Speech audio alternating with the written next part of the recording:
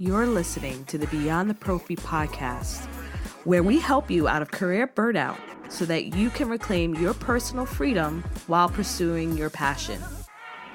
I'm your host, Jasmine Haley, entrepreneur, influencer, and educator that will help empower you with our interviews, strategies, and straight talks. If you're ready to push past your comfort zone to your greatness, you have found the right podcast. Stay tuned and listen in. Hey, this is your host, Jasmine Haley of the Beyond the Prophy podcast. And this week's special guest is Duffy, who is the founder of Do Life magazine. She's a practicing dental hygienist. She's taken 6 state boards, built one of the largest teams in direct selling dental company. She has published for Dental Entrepreneur, Business Beyond the Classroom, going to all the dental schools in this country since 1998. And in July 2016, she launched her new publication, which is the Do Life magazine, Dental Entrepreneur Woman. It's fabulous as she is, and it's for us and by us. She is really the spearhead, the genius, the brilliant woman behind this movement that's bigger than any of us. The 4 pillars of this is highlight, inspire, empower, and connect. And it's time to raise all women in dentistry. I cannot say enough. Thank you for being a part of the show.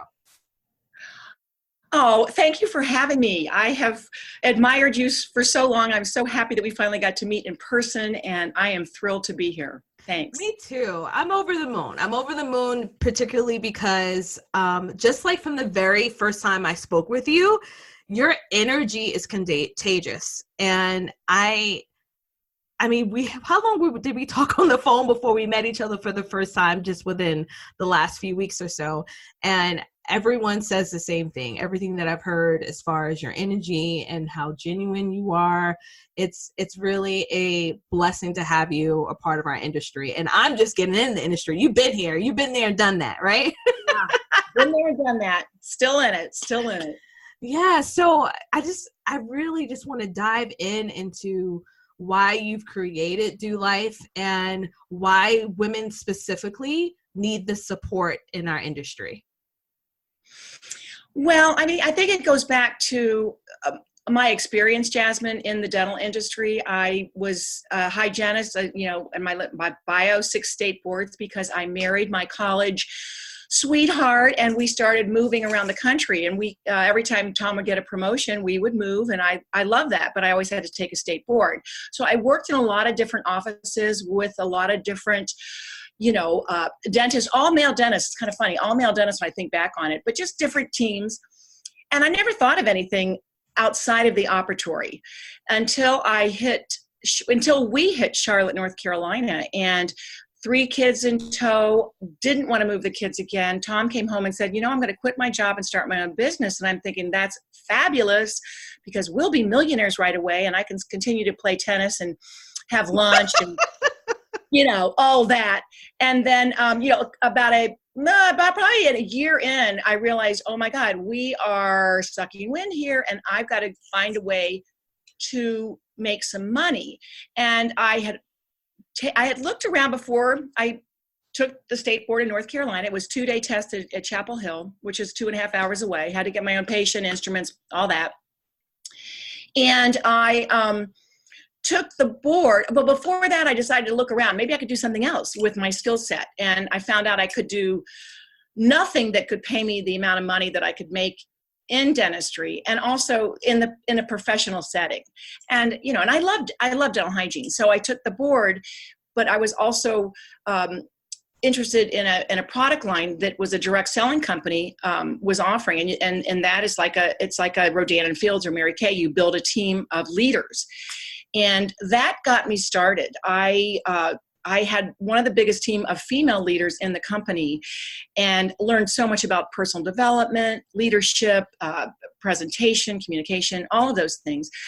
Opened up my whole world about vision and, oh my gosh, work with who you want to work with, work on your own time. So a little bit of entrepreneurship along the way. And so that was a piece, I met a gentleman that was starting a new magazine, Dental Entrepreneur, and going up against dental economics. That was like David and Goliath, but I thought, oh, this is cool. I wanted his connection, honestly, to build more of my team. And what turned out to be, he brought me on board to sell advertising. I had no sales skills or background other than married to my husband, who is, in sales and marketing and business. And so I started that with him. He didn't want to do it anymore. Decided to hand it over to me, or I bought it from him 3 years in. He was an editor and had no passion for dentistry. And I really had grown to have this passion for the young dentist on the business side of dentistry. And I've seen it over and over again, how, if you don't have a good business sense or a good business model, you can't really practice the kind of dentistry that you want to practice. So I was passionate about that. And then I dealt with authors getting content. I dealt with marketers in the big companies as advertisers. And then I would go to the meetings. And what I started to see this discrepancy between men and women, their pay level, their significance. I see that women were overtaking men in the graduating class of dentists. So now it's 52% of female graduates. And then you think of their whole team are female, right? Pretty much. And, a Thursday afternoon, I still remember it so clearly, a dear friend of mine in one of the bigger companies was being bullied. And I was just outraged. And I just hung the phone up and said, I'm going to start a magazine for women to highlight women in dentistry, to bring us all together. So it just started as like, in that moment, and I called the attorney the next day. I didn't really give any thought to like, gee, I wonder if this will work or it's a good idea. I really felt called to do that. And that's how I conceived this baby. And it took me 9 months to get the first print issue out. So I conceived, it was way bigger. And Do Life, Dental Entrepreneur Woman, is way bigger than me or anybody. It is just, before the Me Too movement. And it's like, it's morphed into inspire, highlight, empower, and connect. And I am loving it. I'm loving meeting you. I would never have met you, if it hadn't been for this. So many blessings have come from it. And I hope we can continue to grow, our society. I firmly believe that it's time for this type of movement to happen, because my first time that I read your magazine, I remember putting my hand on my chest like, because I read a story from Christabel. I'll never forget. I've never met her in person, but I was so touched by how authentic she was and sharing about her love of her life, her husband who passed. And I mean, just some of the complexities of handling ourselves as women, as a mother, as a wife, and as a professional. I mean, I had never, ever picked up anything ever like that in my career. And I was like, these are my people. Yeah. So I think it's fascinating that you thought about that and you didn't even question yourself. You didn't even give time for the self-sabotage or the doubt or the fear to set in. And so kudos to you and for doing that, because yeah. I'm sure there's days like, listen, with anyone, whenever we're trying to pursue our goals, we all question. We're like, is this the right thing for me to do? Like, can I deal with it another day or two? Like, it's always going to be that roller coaster. Yeah. That's entrepreneurship. That is entrepreneurship.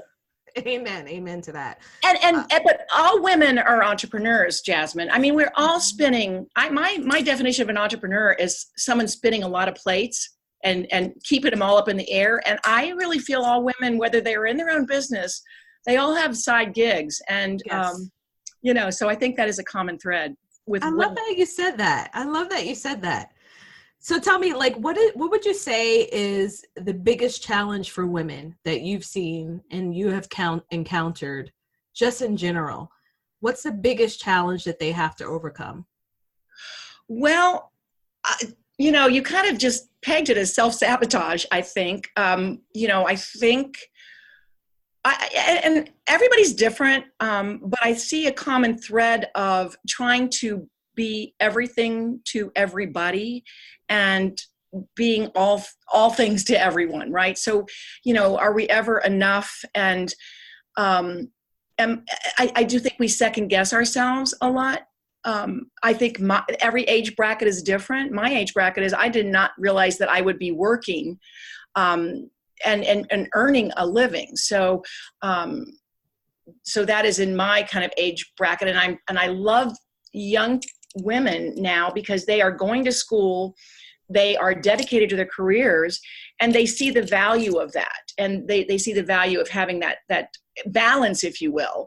Mm-hmm. So I think that all women are craving balance, right? Mm-hmm. And so, when you talk about what men do and what women do, we're different. And I embrace that. I mean, men are from Mars and women are from Venus. Mm-hmm. That's a fact. Not going to change. We're still going to probably give the grocery list or let somebody know when to pick the kids up. They're happy to accommodate. I think good men, and both you and I have fabulous husbands. Yeah. I've got two, men, sons, and a daughter. But so I adore men, and I adore the differences between men and women. And so I think to your question, to answer your question, I do believe we have self-doubt. Are we doing the right thing, especially by working, not maybe staying home with the kids? Are the kids suffering? Are we doing enough?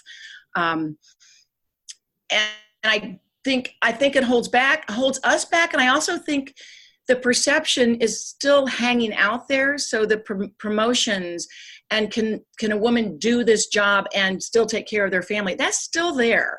Mm-hmm. So I do think if you look at the big corporations, for instance, and the floor of an exhibitor floor, and you see 30 men in suits, and you say maybe 2 or 3 women on the floor, that's still very telling. And that hasn't changed a lot. And we need to change it because, again, more female dentists. Females have an intuitive nature of what other females want or need. So, I think that, we're shifting that, and dentistry is a great profession to do that in. I find that very interesting because, when, we go about when we're working that exhibit floor and we're just like, moseying around and stuff like that, taking a look at things. And I never even thought to think how many women are behind there. Now, for me, because I'm a person of color, I'm looking at what's the diversity that's there, right? Mm-hmm. But even then, like you said, there's so little women. And so we've got a long way to go. Oh, we have a long way to go. We were just at Chicago Midwinter, and a friend of mine was going to one of the booths, and they just assumed they were not interested in buying any equipment, that they didn't give them the clout that they had to buy the equipment. And the dude that I was with, that they came back to our booth, she was just like, that is unbelievable. Like, I'm here to buy equipment, and they're not giving me the time of day. And I tell you, whenever I go to meetings with my husband, Tom, it's always, he's Dr. Duffy, and they have no idea who I am. So it's just hysterical to me that we're still having to grab the attention of the industry, that we're here to stay. We've got power. We are amazing. We can do so many things. And, just getting on the phone with all these women, at least 250 women I've been on the phone with, like you, sometimes numerous times. They are amazing, and what they want to do from a caregiving standpoint. It's such a wonderful profession for a woman. I mean, just, our intuitive nature of caring for people, wanting to collaborate, wanting to connect, having a relationship. I mean, these are all things that are very, very intuitive, I think, to us. And yes. It's perfect that we're in it to take it over. And not really. I'm teasing about that, but who run the world? It's time that we get equal pay, equal Yeah. promotions, Mhm. and equal significance, I guess, is kind of what we're looking for. And we can Yeah. do that together by connecting everyone. Mhm. And I like connecting dentists with salespeople. I like connecting assistants with hygienists, and I mean all the different categories of women, because we're, I said that in my promo, women first. Women first. We're women first, and we happen to choose dentistry as a profession. So how do we make this a fabulous profession for women to stay in it? Right. And that was my other, I've been in it. I don't mind. I've been practicing. I still practice a half a day a week. I graduated from Ohio State in 1974, right, from dental hygiene. And I practiced my whole life, and I still love dentistry. And so now this is kind of like, I guess, my giving back. And you and I have talked about, like, I don't know, we can use our personal funds to finance these things because it's giving back. But is that a good model for a business, for a dental entrepreneur woman? No, we have to walk that walk. So you and I, we have lots more to talk about going forward. Yeah. But wouldn't it be great if, we have so many Chris Duvall's, like Chris is still very active in dentistry. She's amazing. Mhm. Linda Miles. I mean, these women have walked before us. And so they're helping us. I mean, they're so generous. So then we help, I want to help the ones in the middle, raise their professions up, raise their love for the career, no scarcity mentality. And then the young women that are smart, we want them to choose dentistry, right? We want to have powerful women that are already empowered, that become more empowered to lead our profession. Yeah. And it's got to change a little bit for us for you and I. And maybe I'm speaking, I don't mean to speak for you, but I have some issues recommending to a young woman to get in dentistry full force with the way it is right now. Being a hygienist all these years in private practice, I've never gotten a raise, and I didn't have to beg for a raise. I'm a darn good hygienist and brought a lot to every practice I've ever been. I love what I'm doing. That's got to change. I mean, these are little teeny things that, I'm just going to try to slide into DEW and hoping that, and I always slide in dental entrepreneur. I mean, I try to, mold the young dentists coming out, team leadership and taking care of your team and all of those things. There's just so much oh gosh. How much time do we have, dear? We could go on. I'm probably not even answering your question. I get on a tangent, but no, I love it. Keep it going. Yeah, I totally understand. And when I recommend this profession for anyone, because I love dentistry, I've wanted to be in dentistry since middle school. So I went to a vocational high school and did a dental assisting program. I knew that this was the route I was going to take, but I have to be honest, like, this is the reality of where you are. Now, I preach a lot about conquering your goals, moving past some of the challenges that we have. Mm-hmm. But yes, there are still some roadblocks that no matter how much you will it, it's like you're going to need some major catastrophic change to the entire structure of how our industry is shaped. And that's the reality that some of us have to consider when we are choosing this as our profession. But go ahead. Well, and I think it's got to start with the leaders that are already in place. Mm-hmm. And that's what I'm really hoping that, well, I would say if you feel like you're a dental entrepreneur woman and you're reaching out to us, I feel like you're a leader because you're looking for more. You're looking for a broader career, right? Mm-hmm. But the leaders, the female dentist and the female corporate leaders in the companies, they have to continue to fuel the people that they bring into their team, bring into their business, and to give them the personal development opportunities that I think are sometimes lacking in our industry because we're always so focused on clinical. And you and I both know that it's so much about relationships and leadership and integrity, and things that, a lot of times aren't necessarily being offered there's so much out there that we can bring into the profession to help us to broaden the way we see our profession and the way we bring people in and promote our profession, right? That's really, I think, a little bit of a missing, and I'm hoping that's going to change. I really am, because I think that's kind of at the core of dentistry. It's actually a really great segue, because that was going to be my next question involving personal development.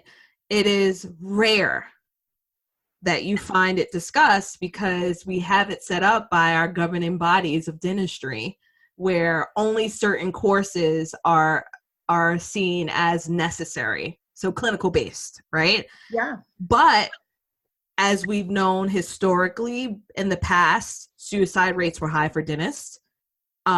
We have so many dental and hygienists, dentists, dental assistants who are burnt out. Mm-hmm. And it's because fundamentally we have people walking around that are empty shells. They're empty shells. And I thought it was so brave of you to include that personal development in your magazine. Mm-hmm. Well, so, that's made my whole career. Yeah. I mean, I'm so thankful for that. I just did a roundtable discussion with Central Piedmont's Dental Hygiene and Assisting Program about 2-3 weeks ago.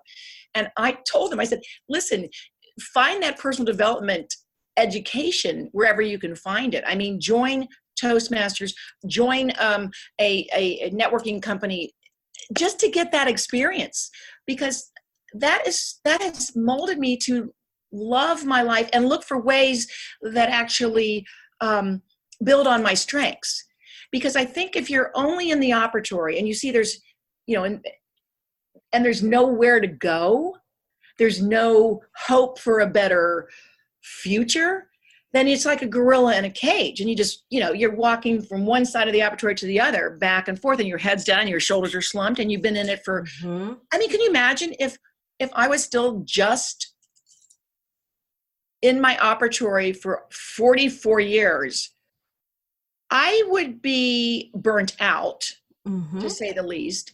And it just would, I would have missed so much richness to this career, because some of the things that you learn from other people that, are giving you, again, I go back to personal development, they open your eyes up to the possibilities of what you bring to the party. And it's not just these hands, these are good.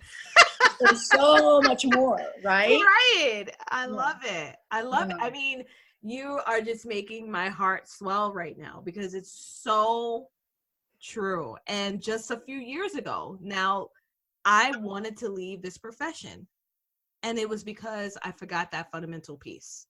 And I love the fact that you really stress that. And it's interesting, because I feel like now it seems like there's more people speaking about it, which is good. Yep.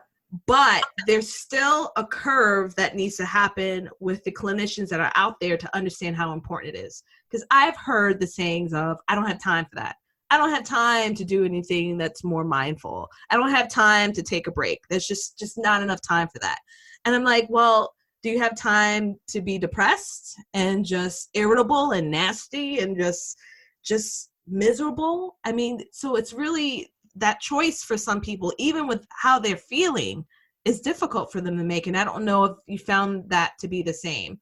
And like, what will really make that person to make that change? Sometimes it requires something large. For me, it was the death of my mother that made me think like, wait, I can't live like this anymore. I can't do this anymore. This is not what life is about. Well, I didn't join the company that brought me to this personal development until I was 42. I'm thinking, man, that's pretty late in life. I think I liked the profession more because I moved around a lot. And so that was, goodbye, everybody. I'm moving. I have to go to another place. And that was kind of fun. I got a little break. But we should be talking about this in dental hygiene school, in dental school, in initiation of the companies. I think companies are probably trying to do a little bit better job. But that also is fearful to. I've seen this so often and so much in the company I was in, because the dentist would see that the team was feeling good about themselves all of a sudden. Oh my God, they might leave me. So instead of championing their success and championing, I can never say that, them to do great things outside of the operatory, and saying that that's going to make a better employee, that's going to make a better team member, that's going to open their eyes up. I mean, again, I didn't even know you could have a vision of like, oh, I could do anything I wanted to do. Or maybe I should dream a little bigger. Never occurred to me. And so again, let's start that conversation earlier. And it should be on, again, because we're such a relationship business, that should be CE Alley. When you think about it, I really believe that you can incorporate that in every business company, keynote. That's what it's really all about, is opening up possibilities that people have never even known about. Yes, absolutely. And that's what I stand for. That's what I speak about. It's hard because a lot of times the courses that I give aren't always approved by the state board, but it will help shape someone's life to the point where the more fulfilled you are, the better the work we're able to give to our patients, which ultimately affects the communities that we serve. It's not just about the technical skills of providing it. It's that holistic approach. And so one of the things that we're doing for our event coming up in June is really talking about self-care for the educator, because it starts with the foundation. Yes. The foundation is, like you just said, the educational curriculum that our students are getting before they head out into the real world. I think you'd have happier students, happier dentists again. And I love what you're doing, Jasmine. Thank you.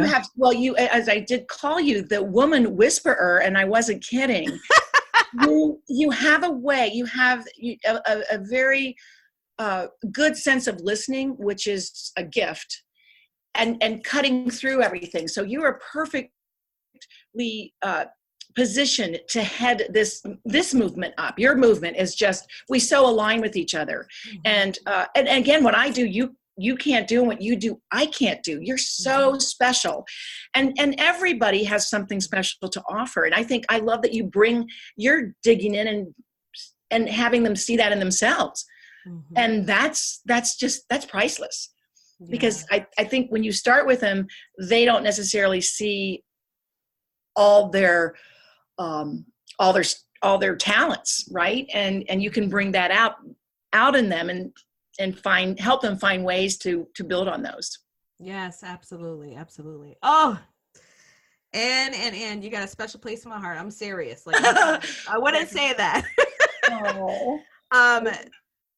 All right, so I've got to ask you one more question, because we tend to keep these episodes short. We know that our attention spans aren't always the best. Yes. So this is my final question to you. What was the best personal or career advice you've ever received? Okay, the best advice, and I've recently gotten this is just a couple of years ago, actually. Find out what your strengths are. Find out what they are. And I'm a big proponent of Gallup Strengths 2.0. Yes. And then get coached on those. Get coached. You can find them, but you need coaching. Mm-hmm. You need somebody to see those in you. And then open your eyes up for the opportunities that are going to be easy to say yes, and then put your whole heart and soul in it, and start and don't stop. That's the things. You got to start when it feels right, start and don't stop. So I think that's about that. That would probably align with everything I feel in my heart and my soul. Yes, I love it. Woo! All right. Woo! So I know that you're always looking for writers. Please tell them how to contact you, what they should do if they're interested in writing for your magazine or on the website. Spill it all out. Well, yes, we are always looking for everyone's story, because everybody has a story. And it's always special. So if you'll reach out to me, it's DEW for Dental Entrepreneur Woman, DEW dot life, LIFE, not .com, do.life. Check out our website. We'd love you to join our movement. Sign up for our free newsletter. Join us. Let's all do this together. And then it's really what we can do for you. I mean, what we can do we want to connect you with amazing women. We want to inspire you. We want to empower all of you. And we want to highlight you all in our pages and on our website and on our Facebook page and whatever. And we're going to do, we'll do a retreat coming up, and Jasmine and I are going to talk about that. And, please, just anything I can do for you to connect you and to help you love our profession, that will help all the people we're serving and all those smiles that we're going to help, and the health and of people in general. Yes, absolutely. All right. Well, thank you so much, Anne, for being on the show. I can't thank you enough. Jasmine, I can't thank you enough for everything you're doing for all of us. And everyone's so lucky that meets you and joins you in what your vision is. So thank you. Thank you. Thanks for tuning in to the show. We value each and every one of you. Dive in deeper by visiting the show notes for this episode or listening to more episodes on beyondtheprophy.com. If you found value in the show, share with a friend and leave us a review. We will see you next time, BTP family.